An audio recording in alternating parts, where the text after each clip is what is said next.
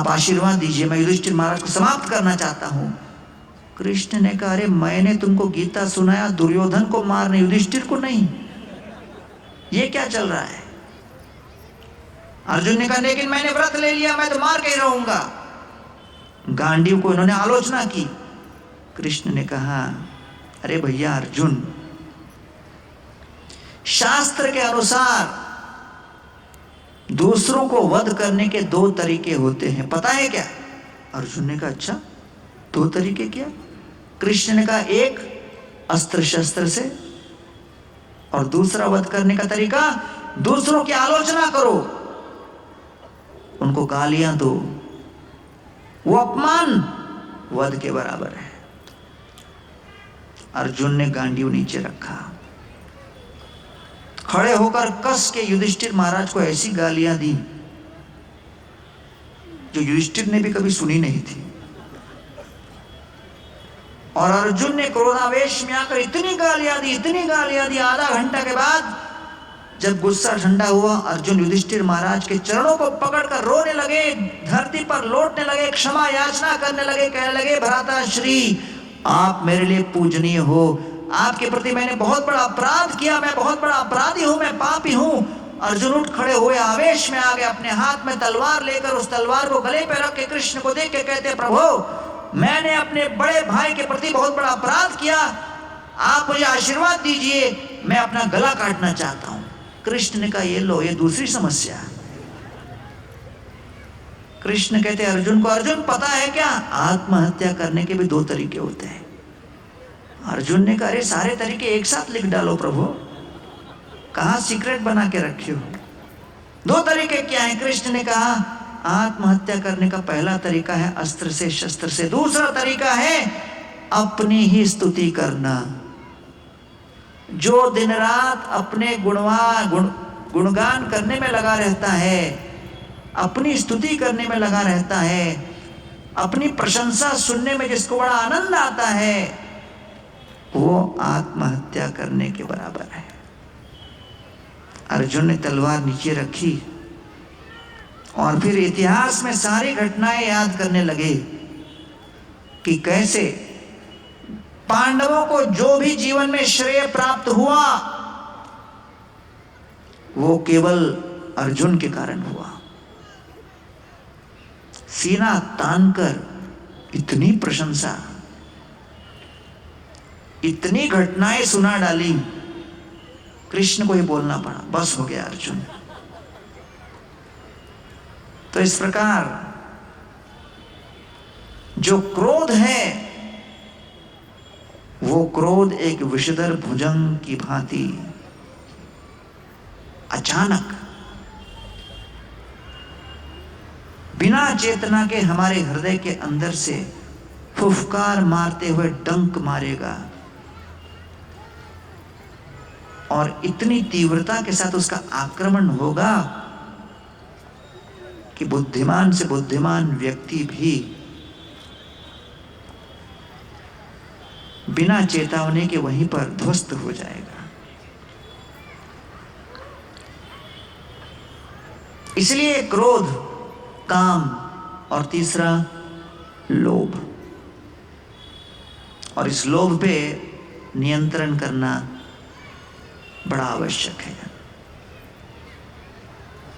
और भागवत में वर्णन आया है, काम, क्रोध और लोभ अगर तीनों के बीच प्रतियोगिता हो तो गोल्ड मेडल किसको मिलेगा? फिर उसमें विश्लेषण हुआ है कि भैया काम वासना को पूर्ण करने के पश्चात व्यक्ति फिर शांत हो जाता है कुछ समय के लिए। क्रोध भी व्यक्त करने के बाद, प्रकट करने के बाद व्यक्ति शांत हो जाता है। लेकिन काम, क्रोध और लोभ में ये लोभ ऐसा शत्रु है कि पूर्ण करने पर और बढ़ता है। आज लाख कमाओ तो मन में इच्छा होगी करोड़ कमाओ, करोड़ कमाओ तो लगेगा 2 करोड़ कमाओ, 2 करोड़ कमाओ लगाएगा 10 करोड़ कमाओ। बढ़ता ही जाता है। इसलिए कहा गया है क्योंकि लोभ का कोई रिटायरमेंट एज नहीं, और लोभ कभी छुट्टी ही नहीं लेता, कभी ऑफ ही नहीं लेता, कभी ब्रेक नहीं लेता। दिन रात मन में योजनाएं चलती रहती हैं।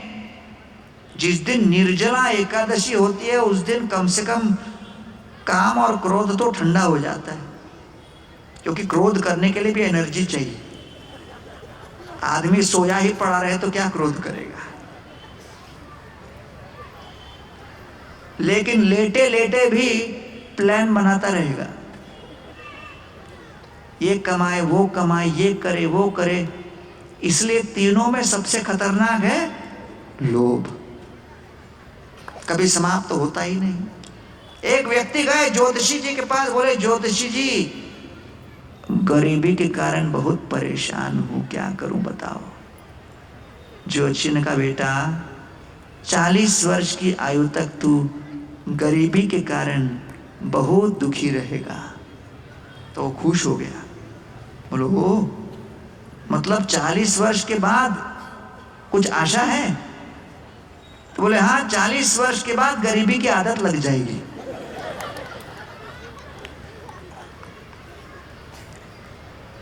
तो ये काम क्रोध और लोभ में, ये लोभ इतना खतरनाक है कि वो निरंतर हमारे पीछे लगा रहता है। और इसलिए भागवत में वर्णन आया है अर्थस्य साधने सिद्धे उत्कर्षे रक्षणे व्यये कामोपभोग आयास त्रासः चिंतामतिर्नृणाम। अर्थ के कमाने में, बढ़ाने में, कायम रखने में, वृद्धि करने में, खर्च करने में, हर परिस्थिति में वो चिंता का ही कारण बनता है। इसलिए भगवान हमेशा अपने साथ लक्ष्मी जी को लेके चलते हैं, और लक्ष्मी जी हमेशा भगवान नारायण के चरणों को चूमती रहती हैं, उनके चरणों का संवाहन करती रहती हैं। लक्ष्मी को निरंतर नारायण की सेवा में लगा के रखना है। जैसे ही लक्ष्मी को नारायण से अलग करने का प्रयत्न करेंगे, वही लक्ष्मी हम सभी के समाप्ति का कारण बन जाता है। समुद्र मंथन की लीला में जब देव और असुर मंथन कर रहे थे तो सर्वप्रथम कौन प्रकट हुआ? विष। सबसे पहले विष प्रकट हुआ, हलाहल विष, जिसे शिव जी ने पी गए।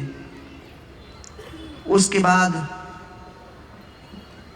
कई घोड़े तैयार हुए, फिर हाथी आए, इत्यादि आए, और उसके बाद प्रकट हुई लक्ष्मी। समुद्र मंथन से प्रकट हुई लक्ष्मी देवी। तो इसीलिए अगर विष पहले प्रकट हुए फिर लक्ष्मी प्रकट हुई, तो लक्ष्मी विष की क्या बन गई? छोटी बहन। और विष लक्ष्मी के क्या बन गए? बड़े भैया। तो लक्ष्मी के बड़े भैया का नाम क्या है? विष। अंग्रेजी वाला विष नहीं, संस्कृत वाला विष, पॉइजन। तो इसलिए कोई भी व्यक्ति अगर लक्ष्मी देवी के ऊपर गलत दृष्टि डालता है, जो लक्ष्मी नारायण की संपत्ति है उस पे कोई गलत दृष्टि डालता है, तो अपनी छोटी बहन को ऊपर गलत दृष्टि जब डालते हुए देखता है तो बड़ा भाई विष उसके जीवन में घुस जाता है, उसके जीवन को विषैला बना देता है। लक्ष्मी देवी अपने बड़े भाई को पुकार कर बोलती है, भैया देख लो इसको थोड़ा। तो इसलिए रावण के जीवन में भी यही अवस्था हुई, क्योंकि रावण